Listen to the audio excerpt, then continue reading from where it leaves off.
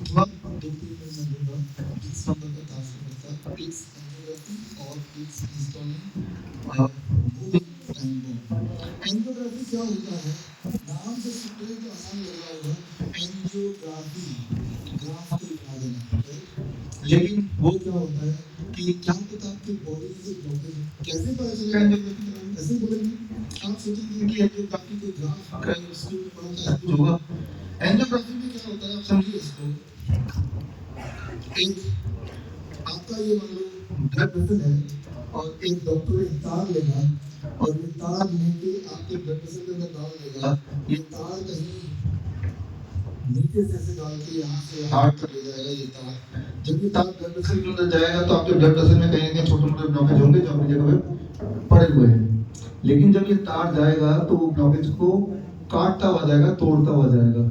अब जब वो ब्लॉकेज टूट गया अपनी जगह से, हिल गया अपनी जगह से, तो वो ब्लॉकेज इस ब्लड वेसल से बाहर नहीं निकलेगा क्योंकि ब्लड वेसल तो घूम रहा है ऐसे। तो वो जो टूटा हुआ ब्लॉकेज है वो पूरे बॉडी में ब्लड के साथ सर्कुलेट होगा। सर्कुलेट होगा तो ब्रेन में भी पहुंचेगा, पैरों में पहुंचेगा। जहां जहां वो सर्कुलेट होगा, कहीं जाके ब्रेन में अटक गया तो ब्रेन स्ट्रोक हो जाएगा, कहीं जाके वो किडनी में अटक गया तो किडनी फेलियर हो जाएगी, एक्यूट किडनी फेलियर, लिवर में अटक गया तो लिवर डैमेज हो जाएगा, पैरों में अटक गया तो गैंग्रीन हो जाएगा। तो एंजियोग्राम के बहाने आपको एक चलता फिरता टाइम बम बना के छोड़ दिया। कब उसको हार्ट अटैक आएगा, वो ब्लॉकेज घूम घाम के कहाँ अटकेगा, हार्ट में अटकेगा तो हार्ट अटैक आ जाएगा।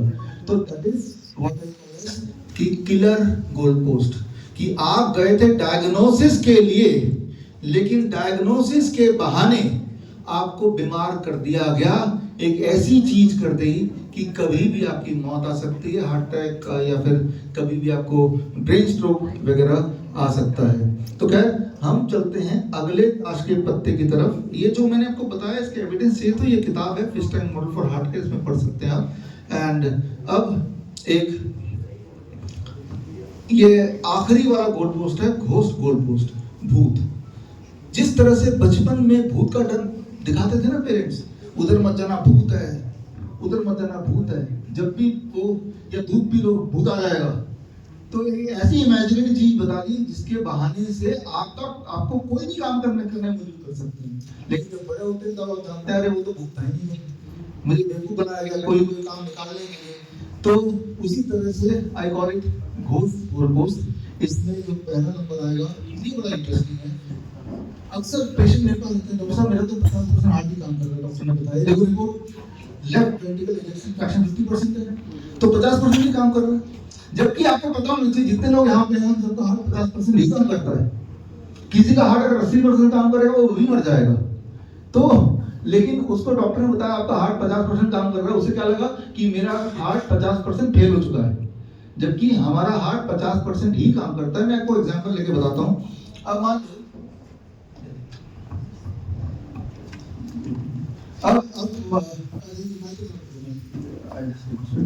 आपका लेफ्ट वेंट्रिकल, चार चैम्बर होते हैं हार्ट के चार चैम्बर होते हैं, उनमें से एक लेफ्ट वेंट्रिकल ये चैम्बर है, इसमें ब्लड जाता है, ये ब्लड है मान लो पानी, और फिर ये चैम्बर ऐसे ऐसे फिर ब्लड जैसे दबता है तो कुछ ब्लड बाहर निकलता है, जैसे पानी निकला।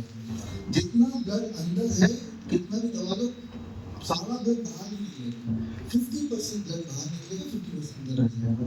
तो कितना ब्लड निकला बटे कितना टोटल ब्लड है, इसे कहते हैं ejection fraction. That is called ejection fraction. That can not be 100%। ये कितना भी मैं जोर से दबा दूं सारे का सारा पानी बाहर निकलेगा, कुछ तो नीचे रह ही जाएगा ना। सारा का सारा पानी तब निकलेगा जब ये पूरा चिपट जाएगा, दैट इज डेथ, राइट। तो ठीक है, तो मैं यहाँ पे ये बोलना चाह रहा हूँ कि that is called ejection fraction. आप जैसे आप सांसें ले रहे हैं तो ज्यादा निकलेगा, कभी शांत हैं तो कम निकलेगा, हर सांस के साथ ज्यादा कम होता जाता है। ये प्रैक्टिकली पॉसिबल नहीं है कि आपका हार्ट कितना परसेंट काम कर रहा है, प्रैक्टिकली कर ही नहीं सकता, क्योंकि हर सांस में आपका हार्ट अलग अलग तरह से काम करता है, depending on your emotion, depending on the depth deep breath, depending आप खड़े हैं कि बैठे हैं, कई सारे फैक्टर हैं। ऐसे में सेम डॉक्टर उसी पेशेंट को उसी वक्त दो बार अगर इंजेक्शन फ्रैक्शन का टेस्ट करेंगे, दोनों बार दो डिफरेंट रिजल्ट आएंगे। लेकिन डॉक्टर ने जब बता दिया आपका हार्ट 40% काम कर रहा है, वो मान के बैठा कि मेरा हार्ट 50% 60% काम नहीं कर रहा है। जबकि उसको ये पता ही नहीं है कि ज्यादातर लोगों का, हम सबका हार्ट 50% ही काम करता है इस फॉर्मूले के हिसाब से, because that is ejection fraction. It is not कि हार्ट कितना काम कर रहा है, कितना इजेक्ट कर रहा है, इजेक्शन फ्रैक्शन, कितना ब्लड को इजेक्ट किया, वो ये रेट है। लेकिन अब जब वो डर गया तो डॉक्टर साहब क्या करूं, तो बोलेगा कि तो क्या उससे इंजेक्शन बढ़िया नहीं बढ़ नहीं सकता, क्योंकि वो इतना ही होता है, किसी इसमें 70 तक हो सकता है, बट ऑन एवरेज इनका इतना ही है। लेकिन ये एक जाल है, किलर गोल पोस्ट, नहीं sorry ghost goal post, right, कि एक इमेजिनरी बात बता के उसको ये विश्वास दिला के उसको ये लगता है कि 100% हाथ काम करता होगा, और उसने इस चीज को मान के फिर आगे के इलाज के लिए, चाहे वो एंजियोप्लास्टी हो, बाईपास सर्जरी, सबके लिए वो तैयार हो जाता है। तो ये 21 नंबर जो मैंने आपको बताया, इसके सबूत दिए रहे आपके आंखों के सामने। अब चलते हैं 22 नंबर पे, किडनी फंक्शनिंग। हमारे हॉस्पिटल में 60% पेशेंट इसी वाले आते हैं, जो पेशेंट है ही नहीं लेकिन उनको ऐलान कर दे आपका किडनी फेल हो गया, मरने वाले हैं, डायलिसिस कराऊंगा, ऐसे लोग आते हैं।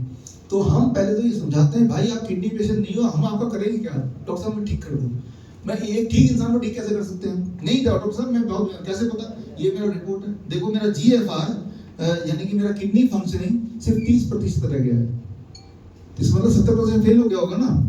मैंने कहा आप पूरी तरह खड़े हैं, दौड़ रहे हैं, भाग रहे हैं, सांस ले पा रहे हैं, कहाँ से पेशाब ठीक आ रहा है, ब्लड प्रेशर नॉर्मल है आपका, कोई सूजन नहीं है, कैसे किडनी फेल हो गई, नहीं ये रिपोर्ट बता रही हो। तो रिपोर्ट कैसे आपको किडनी पेशेंट की घोषित करता है ये जान लीजिए अगले 1 मिनट में। वो है कितनी आपकी किडनी फंक्शन कर रही है, उसका ब्लड टेस्ट होता है, जिससे ये बता देते हैं कि आपका एस्टिमेटेड किडनी फंक्शन कितनी है, से 30%। फिर डॉक्टर आपको बोलेगा, ये है एक नंबर दे देंगे, फिर डॉक्टर आपको बोलेगा कि भाई और डिटेल में जानना तो एक और टेस्ट होता है DTPA स्कैन, उसके आधार में भी आपको किडनी की फंक्शनिंग पता चल जाएगी। DTPA स्कैन में क्या होता है, वही होता है जो थोड़ी देर पहले बताया, आपके बॉडी में रेडियोएक्टिव मटेरियल डाल देंगे, और रेडियोएक्टिव मटेरियल जो बॉडी में डालते हैं, जो हेल्दी लोग हैं वो DTPA स्कैन कराते हैं, तो 7% लोग, 7% लोग हेल्दी लोग DTPA स्कैन की वजह से किडनी पेशेंट बन जाते हैं, और जो ऑलरेडी किडनी पेशेंट है वो DTPA स्कैन जब करते हैं तो 50% लोगों की किडनी और बदतर हो जाती है उसी वक्त acute kidney damage, further damage, right. तो आपको ये समझ, और सबसे इंपॉर्टेंट बात जो यहाँ पे लिखा हुआ है कि DTPA स्कैन से भी आप किडनी फंक्शनिंग पता करेंगे और ब्लड टेस्ट दोनों में 50% का अंतर होगा लगभग। DTPA स्कैन बता रहा है 15% काम कर रहा है, तो ब्लड टेस्ट बता रहा है 30% काम कर रहा है। तो जब दोनों एक ही चीज टेस्ट कर रहे हैं, दोनों के अलग अलग रिजल्ट क्या है, क्यों है, दोनों के अलग अलग रिजल्ट हैं, इससे ही ये साबित होता है कि ये टेस्ट का कोई भी सैंटिटी नहीं है, ये टेस्ट विश्वसनीय नहीं है। नहीं तो अलग अलग तरह से टेस्ट करने से रिजल्ट सेम ही आना चाहिए। जिस तरह से अगर आपको 2 kg तौलना हो तो आप चाहे वो तराजू से तौलें या फिर आप स्प्रिंग वाले मीटर से तौलें, 2 kg मतलब हर जगह 2 kg। लेकिन यहाँ पे 2 अलग अलग इंस्ट्रूमेंट से तौलेंगे, कितनी फंक्शन कर रहे हैं, दोनों में वेरिएशन कितना आएगा, 50% का। इससे आप ये समझ लीजिए कि ये टेस्ट कितने विश्वसनीय है नहीं। तो कैसे पता चलेगा हम किडनी पेशेंट है कि नहीं है, आपके बॉडी के सिम्टम। मैं कैसे पता करता हूँ किडनी के पेशेंट है कि नहीं, पहला पैरों में सूजन है या नहीं, मैं पैर को देखता हूँ, सूजन नहीं है। दूसरा, उससे पूछता हूँ पेशाब कैसा आ रहा है, दिन भर में आधा लीटर आ रहा है क्या, आ रहा है तो ठीक है। तीसरा, BP 200/100 टू हाई तो नहीं है। चौथा, खुजली वगैरह साथ में तो नहीं है, लाइक वॉमिटिंग, खुजली। अगर ये सिम्टम नहीं है तो आपका EGFR क्या बता रहा है, GFR क्या बता रहा है, इससे कोई फर्क नहीं पड़ता है। तो that is the most important thing जो हमें समझना होगा, जो हमारे पास का 22 नंबर का पता है। जो मैंने आपको बताया उसके एविडेंस आप इस रिसर्च पेपर में पढ़ सकते हैं। अब हम चलते हैं 23 नंबर पे, एक और भूत की तरफ। ये है क्रिएटिनिन का भूत। क्रिएटिनिन को दिखा के लोगों को ऐसे डराया जाता है जैसे कि बचपन में छोटे बच्चे को भूत के डर से डराया जाता था, गब्बर आ जाएगा नहीं पीलो, गब्बर, वही वाला हाल क्रिएटिनिन से। कि अच्छा खासा इंसान अच्छे पोस्ट पे काम कर रहा है, बड़ा एजुकेटेड, डॉक्टर मैं तो मरने वाला हूँ, क्यों आपका मेरा क्रिएटिनिन तो 4 आ गया। अब क्या क्रिएटिनिन के बढ़ने से इंसान की मौत की तरफ बढ़ रहा है? इस पे एक रिसर्च किया गया, आपके सामने से पेपर है, 5388 पेशेंट्स पे, और देखा गया उल्टा, जितना ज्यादा क्रिएटिनिन उतना कम बढ़ने के चांसेस हैं किडनी डिसीज। शॉर्ट में बता रहा हूँ आपको कि ट्रीटमेंट जो है वो कोई डायरेक्ट आपको किडनी की फंक्शन नहीं बता सकता। प्रेगनेंट किसी का बढ़ता है तो कई सारे कारण होते हैं। जब भी आपको कोई फीवर होगा उस वक्त प्रेगनेंट चलती है तो बाहर मिलेंगे। जो लोग स्टेरॉइड ले रहे हैं तो प्रेगनेंट बाहर मिलेंगे। जब आप मीट वगैरह खा लेते हैं, जो मीट खाने के इमीडिएट बाद प्रेगनेंट बढ़ जाता है, राइट। जब भी बैक्टीरियल इन्फेक्शन होता है प्रेगनेंट बढ़ जाता है। जो बॉडी जितनी मस्कुलर है, बॉडी बिल्डर है, तो प्रेगनेंट बढ़ा ही जाता है। तो प्रेगनेंट बढ़ने का मतलब अभी किडनी फेल हो गई कोई जरूरी नहीं है। कभी कभी किडनी फेल होने पे भी प्रेगनेंट बढ़ जाती है। तो ये हमें समझना पड़ेगा कि प्रेगनेंट एक भूत की तरह लगी है, प्रेगनेंट बढ़ गया तो डॉक्टर कहेंगे डायलिसिस करा लीजिए। डायलिसिस करने से किडनी जरूर फेल हो जाती है। तो किस तरह से वो उल्लू बनाने का जो पैटर्न है, पैटर्न नंबर 23 और 24 भी सेम है।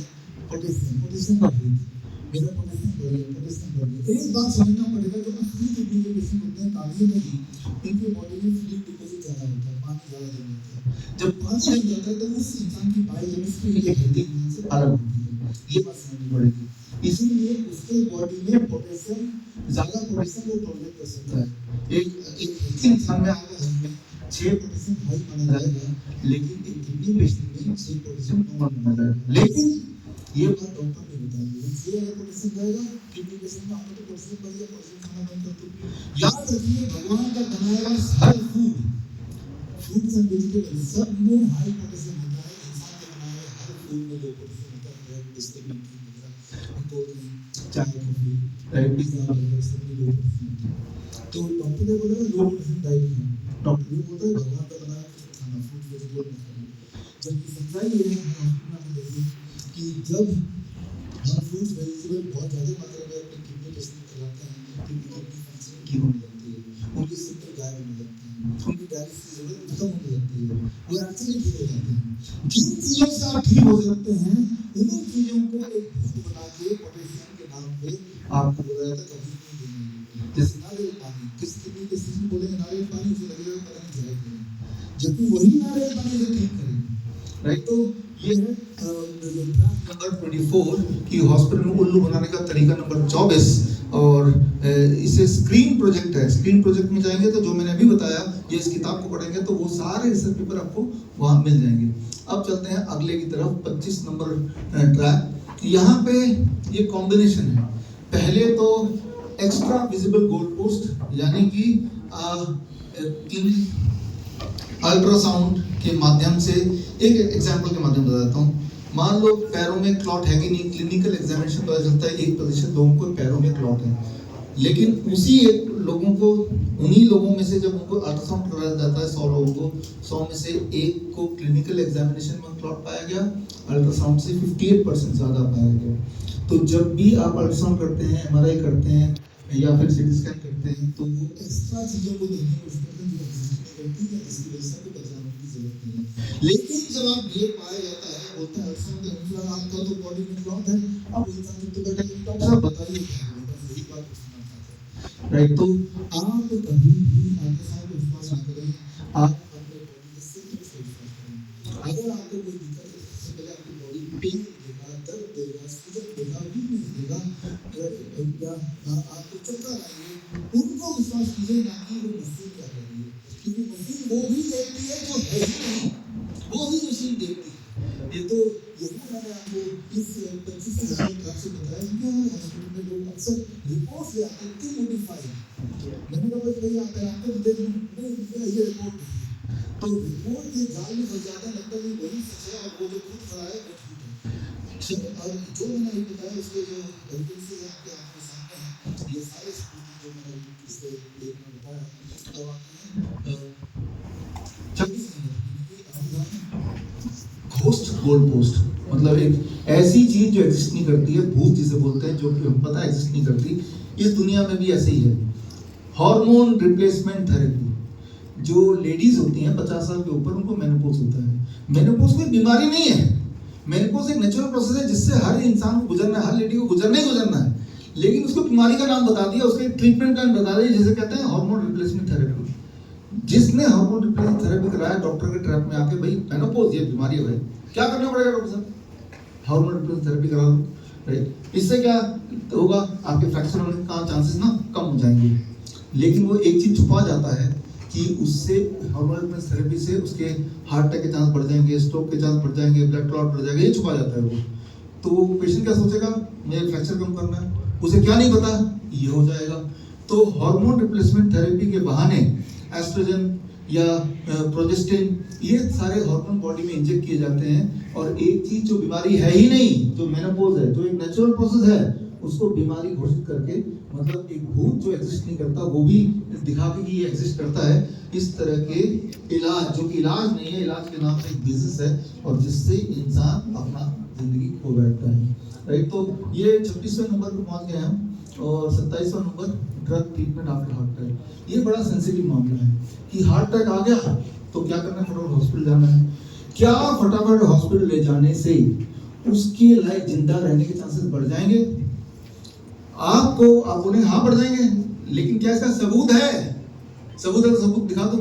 सबूत है, लेकिन सबूत ये कहते हैं कि जो लोग हॉस्पिटल ज्यादा जल्दी लाने से या नहीं लाने से कोई फर्क नहीं पड़ता। जिसको जिंदा रहना वो जिंदा रहेगा, जिसको मरना है वो मरेगा, राइट। और जो मैंने अभी बताया, इसके सबूत अगर आपको चाहिए, सबूत ये आपके आंखों के सामने है। और विष्णु.com हार्ट ट्रैक में आएंगे तो मैंने एक वीडियो बनाया है 45 मिनट्स का, इसमें पूरा मैंने दिखाया कि हॉस्पिटल ले जाएं या नहीं ले जाएं। जिस तरह से हार्ट अटैक आ गया, मंदिर ले जाएं नहीं ले जाएं, वो जिंदा रहेगा मरना एक ही बात है, ठीक उसी तरह से।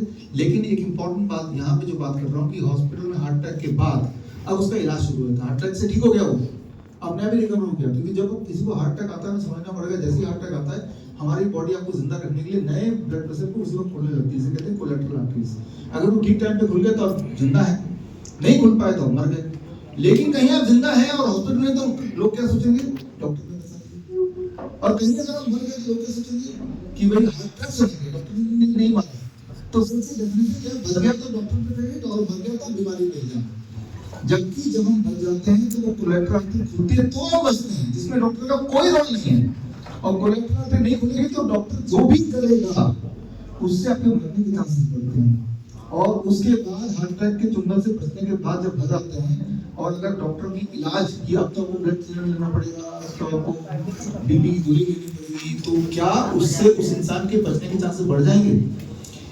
इस पे जो ट्रायल हुआ, इसे कहते हैं कास्ट स्टडी, उसमें ये देखा गया कि 2.5 गुना लोगों के मरने के चांसेस बढ़ गए हैं जो लोग ट्रीटमेंट लेते हैं, इन कंपैरिजन टू जिन्होंने हार्ट अटैक आने के बाद कोई ट्रीटमेंट नहीं लिया। तो ये है जाल नंबर 27। तो ये आप किलर जाल के उसमें बोल सकते हैं, किस तरह से ठीक करने के बहाने आपको और बीमार किया जाता है। सबूत ये रहे, वीडियो ये रहा, इसके अंदर और एविडेंसेस हैं, आप देख सकते हैं। अब आते हैं 28 नंबर पे, ये भी एक घोस्ट गोल पोस्ट में बोलूंगा, एक ऐसा बीमारी को आपको ठीक कर रहा है जो बीमारी है ही नहीं। एक प्रेग्नेंट वुमेन जब डॉक्टर हॉस्पिटल जाती है, फॉर्म भरती है, तो ऊपर क्या होता है, पेशेंट का नाम बताओ। अरे प्रेगनेंसी कोई बीमारी है क्या जो पेशेंट का नाम बताएं, राइट? तो पहले ही घोषित कर देते हैं कि ये तो बीमार है, पेशेंट है। Pregnancy is not a disease. अगर प्रेगनेंसी कोई बीमारी होती, इसका मतलब हम सब पैदा हुए क्योंकि कोई बीमार पड़ा तो हम पैदा हुए क्या? तो किसी का बीमार पड़ेंगे तो हम पैदा हुए। तो प्रेगनेंसी एक नेचुरल प्रोसेस है, लेकिन जैसे हॉस्पिटल में जाते हैं पहले ही उसको पेशेंट का नाम बताओ, तो प्रेग्नेंट लेडी का नाम लिखा जाता है, यानी कि पेशेंट उसको प्रेग्नेंट बना दिया, घोषित कर दिया। अब पेशेंट का इलाज भी करेंगे, इलाज क्या करेंगे? ज्यादा मॉनिटरिंग करेंगे, ज्यादा दवाइयां देंगे, ज्यादा टेस्ट होंगे। बेनिफिट है क्या? अभी तक के जो आंकड़े आए हैं पूरी दुनिया से, जो आपको मैं दिखा रहा हूँ, बेनिफिट नहीं है, नुकसान है। ये रहे उसके। तो जो बड़े बड़े ऐसे हॉस्पिटल खुल गए हैं जहाँ पे प्रेगनेंसी स्पेशलिस्ट हॉस्पिटल्स की वो प्रेग्नेंट वुमेन कोई करते हैं, तो वो हॉस्पिटल में जाके उनको नुकसान ही होता है। आज भी हमारे भारत में 70% गाँव में बच्चे घर पे ही पैदा होते हैं। तो 140 करोड़ की आबादी है, उनमें से मुझे लगता है कि 100 करोड़ लोग तो घर पे ही पैदा हुए हैं। सिर्फ ये मेट्रो वगैरह बड़े बड़े शहर हैं जहाँ इंटरनेट पहुँचता है, राइट, जहाँ पे हॉस्पिटल है वहाँ तो हॉस्पिटल लोग चले ही जाते हैं। लेकिन आज भी हमारे देश के 70% आबादी वो है जो घर पे पैदा होती है। जैसे एनिमल्स के बच्चे कैसे पैदा होते हैं, सड़क पे कहीं भी पैदा होते हैं। तो प्रेगनेंसी जो बिजनेस, जो कोई बीमारी नहीं है, लेकिन उसी को एक बीमारी बता, ये मैं बोलता हूँ घोस्ट दिलाने की भरोसा करने